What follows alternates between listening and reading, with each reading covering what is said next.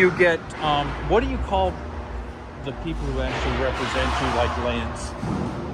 They're our builder. They're builders. So, Okay. So the way it kind of works is we deal directly with like Lance and all our other builders. They're essentially like our customers.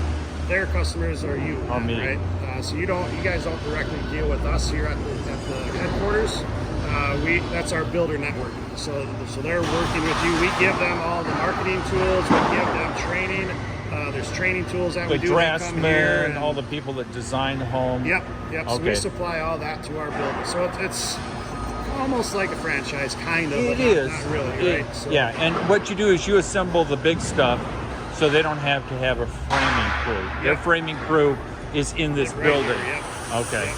So, They don't have to order the supplies or get it on. Yeah. They don't have to deal with the weather and. Yep.